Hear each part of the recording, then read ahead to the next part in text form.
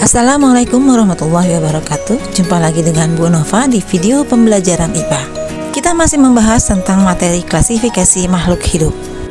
Pada video sebelumnya, Ibu sudah menjelaskan tentang ciri-ciri makhluk hidup. Kita lanjut yuk. Kali ini Ibu akan membahas tentang pengklasifikasian makhluk hidup. Kalian pernah ke pasar atau supermarket kan?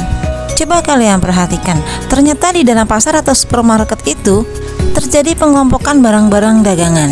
Ada kelompok sayuran, ada kelompok buah-buahan, ada pula kelompok barang kebutuhan pokok dan lain-lain. Kalian perhatikan juga hewan-hewan di sekitarmu. Ada hewan piaraan, ada hewan ternak, dan ada hewan liar. Masih banyak lagi aneka ragam makhluk hidup yang ada di bumi yang beragam jenis sifat serta cirinya. Untuk mempermudah dalam mempelajari keanekaragaman makhluk hidup tersebut, manusia melakukan pengelompokan makhluk hidup. Pengelompokan makhluk hidup dinamakan klasifikasi.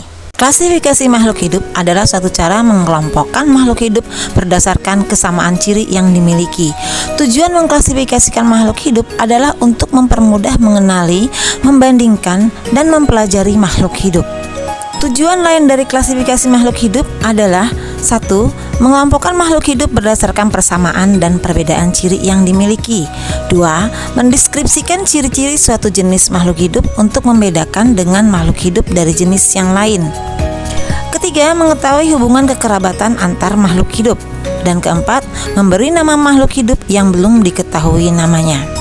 Adapun dasar-dasar klasifikasi makhluk hidup adalah: pertama, klasifikasi makhluk hidup berdasarkan persamaan dan perbedaan yang dimilikinya. Kedua, klasifikasi makhluk hidup berdasarkan ciri bentuk tubuh atau morfologi dan alat dalam tubuh atau anatomi.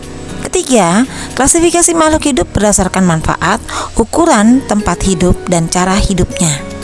Pada awalnya, dalam klasifikasi, makhluk hidup dikelompokkan dalam kelompok-kelompok berdasarkan persamaan ciri yang dimiliki. Kelompok-kelompok tersebut kemudian diurutkan berdasarkan pada ukuran besar hingga kecil dari segi jumlah anggota kelompoknya. Pada akhirnya, kelompok-kelompok tersebut disusun berdasarkan persamaan dan perbedaan. Urutan kelompok ini kita sebut takson. Orang yang pertama melakukan pengelompokan ini adalah Carolus Linnaeus. Adapun tingkatan takson dalam klasifikasi makhluk hidup dimulai dari kingdom atau regnum, yang merupakan tingkatan takson tertinggi dengan jumlah anggota takson terbesar. Urutan di bawahnya adalah divisio atau filum, kemudian dilanjut dengan klasis atau kelas, selanjutnya ordo atau bangsa, kemudian familia atau suku, selanjutnya genus atau marga. Spesies merupakan tingkatan takson paling dasar atau terendah. Anggota takson spesies memiliki paling banyak persamaan ciri. Urutan takson tersebut didasarkan atas persamaan ciri yang paling umum. Kemudian makin ke bawah tingkatan taksonnya, maka persamaan ciri semakin khusus dan perbedaan ciri semakin sedikit. Organisme dikatakan dalam satu spesies yang sama apabila dapat melakukan perkawinan dan menghasilkan keturunan yang subur atau fertil. Nama spesies terdiri dari dua kata.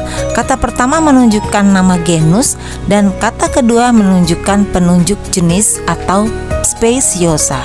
Sistem penamaan ini dinamakan binomial nomenklatur atau sistem tata nama ganda. Contohnya nama jenis untuk harimau dan kucing. Harimau adalah Felis tigris dan kucing adalah Felis domesticus. Perhatikan cara penulisannya. Dari nama ilmiahnya dapat diketahui bahwa harimau dengan kucing termasuk dalam satu genus atau marga, yaitu Felis. Pada pengklasifikasian tumbuhan, para ahli memperhatikan beberapa kriteria yang menjadi penentu dan selalu diperhatikan. Misalnya, organ perkembangbiakannya, apakah dengan spora atau dengan bunga. Kemudian habitusnya, apakah berupa pohon, perdu, atau semak. Bisa juga kriteria bentuk dan ukuran daun atau cara perkembangbiakannya, apakah dengan seksual atau generatif atau aseksual atau vegetatif. Demikian juga pada pengklasifikasian hewan. Para ahli juga mengklasifikasikan dengan melihat kriteria sebagai berikut. Yang pertama, saluran pencernaan makanannya. Hewan tingkat rendah belum mempunyai saluran pencernaan makanan. Hewan tingkat tinggi mempunyai lubang mulut, saluran pencernaan, dan anus. Yang kedua, kerangkanya atau skeleton. Apakah kerangka di luar tubuh atau eksoskeleton, atau di dalam tubuh atau endoskeleton? Kriteria ketiga adalah anggota gerak. Apakah berkaki 2, 4, atau tidak berkaki? Nah, bagaimana dengan penjelasan ibu? Belum paham ya? Jangan sungkan terhadap guru kalian untuk menanyakan materi mana yang belum paham.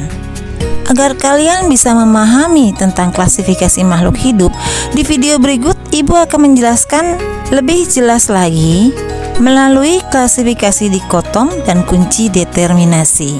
Tidak ada yang sulit untuk belajar biologi. Tetap semangat belajar dan nantikan video ibu selanjutnya.